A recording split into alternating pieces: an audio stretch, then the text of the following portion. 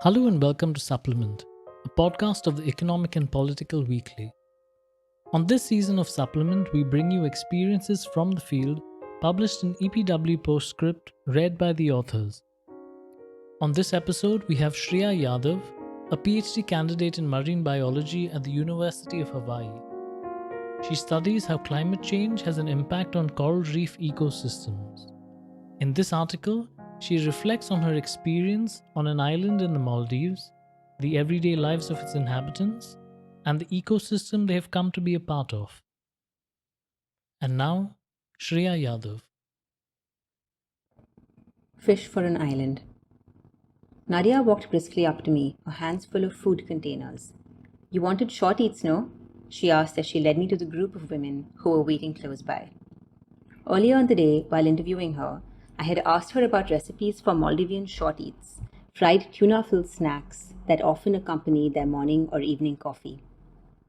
The women had just returned from a meeting at school with plenty of leftovers, so we made our way to one of their homes. Inside, Nadia arranged a place of gula, samosa, and bokiba in front of me and poured me a glass of juice.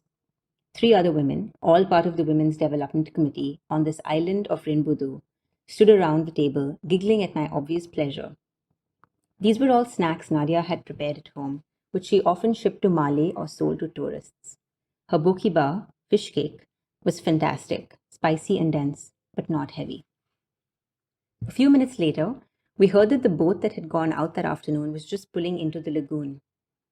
The previous day, my collaborator Fissam and I had been told that we should try to make it out to see the catch of frigate tuna when it was landed the next evening. "You have to go fast," Nadia said, motioning for me to finish eating quickly. Fissam and I made our way to the beach on the island's northeastern edge, the sand a muted pink and orange in the late light of the setting sun.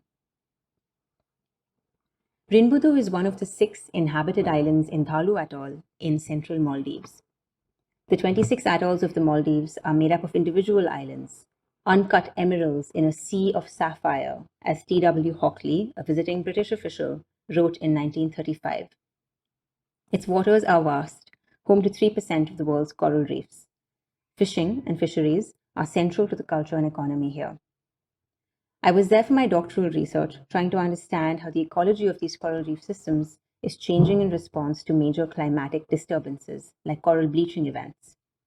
But in the past few years, I have been drawn to the dynamics playing out on land and to exploring the ties between people and their reefs. Fissam and I were here to conduct a pilot study on the values, both monetary and cultural, that people had for different species of fish and whether those were changing. Some studies in ecology happen far from humans, but on islands like these, things are necessarily more intertwined. I was coming to appreciate that. We walked up to the beach where the dhoni had just pulled up to the sand. Dusk was setting in as the catch began to be offloaded. Handfuls of tuna were thrown from the bowels of the boat onto the beach, forming a grey-black heap where they landed. Someone then sorted them into a different pile, tallying the count with 1 fish thrown to the side for every 100 counted. The fish just kept coming. 300, 500, and then 1,000 fish glittered under the singular lamp illuminating the scene. A small crowd had gathered by this time, and as the counting neared its end, wheelbarrows were brought out to further separate the catch. The call for evening prayer came and went. People sat at the water's edge, gutting and cleaning the tuna. Entrails and viscera were buried in the sand, and the fish were rinsed in seawater. An eagle ray, smelling the blood, hovered close to the boat. A total of 1,565 fish were caught that day, and the catch was distributed to everyone on the island.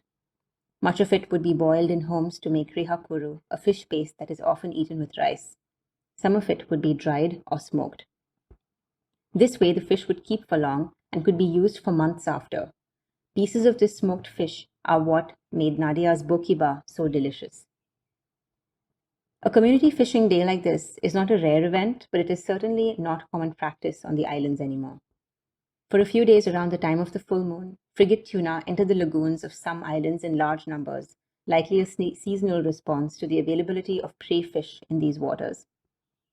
For a large catch to be landed, a collective effort is required. Someone brings the boat, and a handful of fishers bring their nets.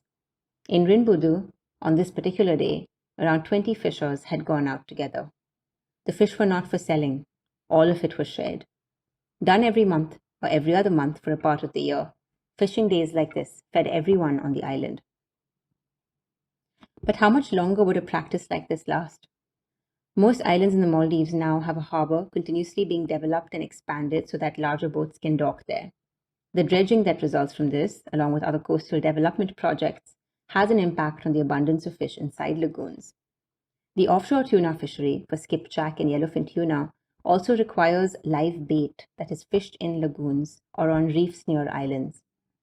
Some fishers on other islands told us how they thought that unsustainable levels of bait fishing, combined with the effects of dredging, was why they didn't see frigate tuna near their islands anymore.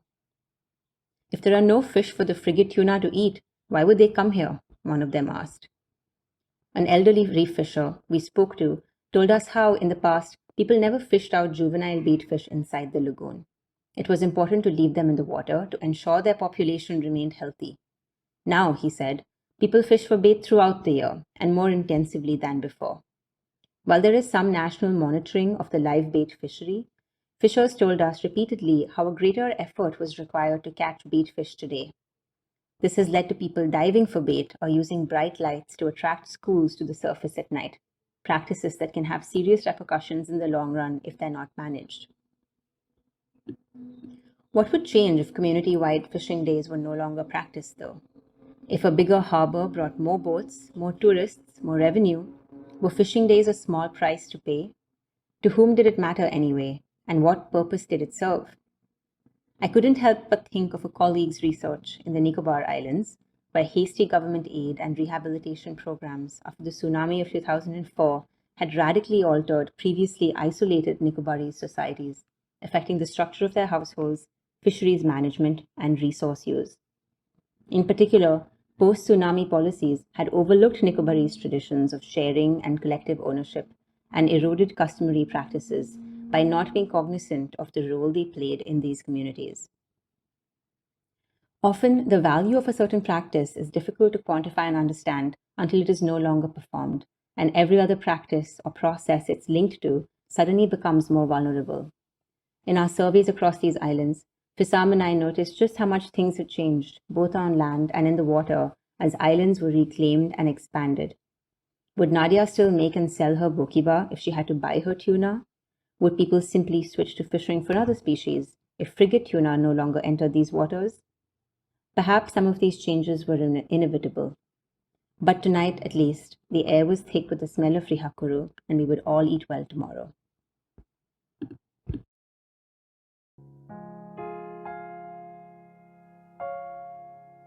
That's it for today. You can find photos from the field as well as the link to this article in the show notes on our website epw.in/podcasts, where you can also find more episodes of Supplement as well as our other podcast, Research Radio. To experience all that EPW has to offer, head over to epw.in and subscribe today. This is Johan saying bye-bye and see you next time.